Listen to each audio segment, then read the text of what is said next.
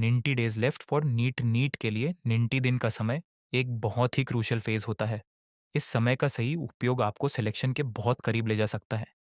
मैं इस सफ़र में आपकी मदद करूंगा और बीच-बीच में सवाल पूछकर हम एक बेहतर प्लान बनाएंगे। शुरुआत करने के लिए आप इन तीनों में से किस चीज़ पर सबसे पहले ध्यान देना चाहेंगे? स्ट्रैटेजिक प्लानिंग, अगले 3 मंथ्स के लिए एक बैलेंस्ड टाइम टेबल और रिवीजन स्ट्रैटेजी बनाना। Subject wise focus, biology, physics या केमिस्ट्री में से किसी एक सब्जेक्ट की स्पेसिफिक प्रॉब्लम सॉल्व करना। Mock test and analysis, test देने का सही तरीका और उनसे अपनी गलतियां ढूंढना। आपका अभी तक का प्रिपरेशन लेवल कैसा है और आप किस ऑप्शन से शुरू करना चाहते हैं? एक, टाइम सेगमेंटेशन, 30-30-30 रूल। आपको अपने 90 दिनों को 3 हिस्सों में बांटना चाहिए।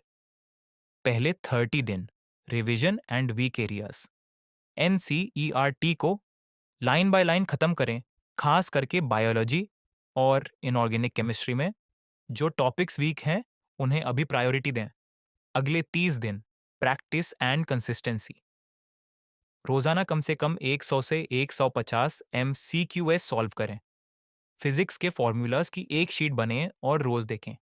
आखिरी 30 दिन फुल मॉक टेस्ट, हर दूसरे दिन एक फुल लेंथ मॉक टेस्ट दें, 2 बजे पीएम से 5 बजे 20 मिनट पीएम के स्लॉट में नहीं, ताकि आपकी बॉडी क्लॉक एग्जाम के लिए सेट हो जाए। Second, subject wise strategy, subject focus area, resource biology 360/360 का टारगेट रखें। डायग्राम्स और टेबल्स को बार बार देखें। सिर्फ और सिर्फ एनसीईआरटी केमिस्ट्री, ऑर्गेनिक के नेम रिएक्शंस और इनऑर्गेनिक के ट्रेंड्स स्लैश एक्सेप्शंस पर ध्यान दें। NCERT plus PYQs past 10 years. Physics, concept समझने के बाद फॉर्मूला एप्लीकेशन सीखें, कैलकुलेशन स्पीड बढ़ाएं। Class notes plus standard question bank. 3, the mistake notebook concept, एक सेपरेट कॉपी बनाएं जिसमें आप सिर्फ वो गलतियां लिखें जो आप मॉक टेस्ट या प्रैक्टिस के वक्त करते हैं। एग्जाम से एक हफ्ता पहले ये नोटबुक आपका सबसे बड़ा हथियार, वेपन होगी। 4, daily routine sample, 6 AM to 9 AM, high concentration subject, physics slash physical came, 10 AM to 1 PM मेरी biology NCERT reading, 2 PM to 5:20 PM testing time, question solve करें बिना उतर, 6 PM to 8 PM एनालिसिस, जो गलत हुआ क्यों हुआ, 9 PM to 11 PM quick revision and planning for next day. Pro tip, social media और अननेसेसरी डिस्ट्रैक्शंस को इन 90 दिनों के लिए डिजिटल डिटॉक्स पर डाल दें। एक बार सिलेक्शन हो गया तो सब वही मिलेगा। क्या आपने अभी तक कोई फुल लेंथ मॉक टेस्ट दिया है? अगर हाँ, तो आपका एवरेज स्कोर क्या बन रहा है? इससे मैं आपको और स्पेसिफिक टिप्स दे पाऊंगा। अब हम थोड़ा डीप डाइव करते हैं उन चीज़ों पर जो 600 प्लस स्कोर करने और एक एवरेज स्टूडेंट के बीच का फ़र्क होती हैं। जब 90 दिन बचे हों, तो जी की दाइन गधा मजदूरी, ब्लाइंड हार्ड वर्क से ज़्यादा स्मार्ट वर्क काम आता है। यहाँ कुछ सीक्रेट वेपन्स हैं। 1, हाई यील्ड टॉपिक्स की लिस्ट। प्रायोरिटी 1, सारा सिलेबस बराबर नहीं होता। कुछ चैप्टर्स कम मेहनत में ज़्यादा मार्क्स देते हैं।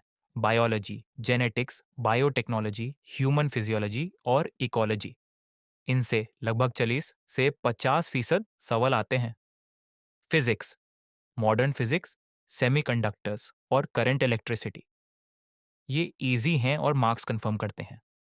Chemistry, chemical bonding, GOC, general organic chemistry और coordination compounds, do, active recall versus passive reading. सिर्फ एनसीईआरटी पढ़ने से काम नहीं चलेगा। जब आप एक पेज पढ़ें तो बुक बैंड करके खुद से पूछें, मैंने इस पेज पर क्या पढ़ा?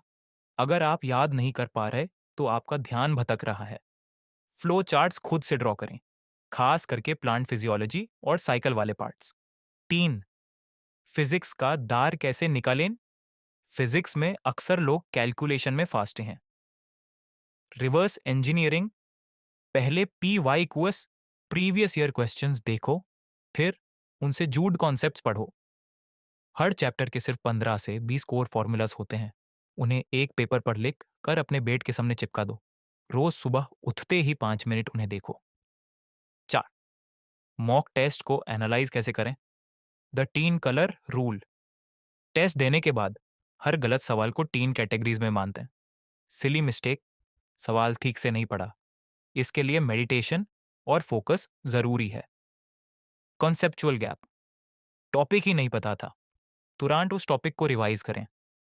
टाइम मैनेजमेंट, आता था पर टाइम कम पड़ गया, अगले टेस्ट में फिजिक्स को पहले या बायोलॉजी को फास्टर करने की कोशिश करें।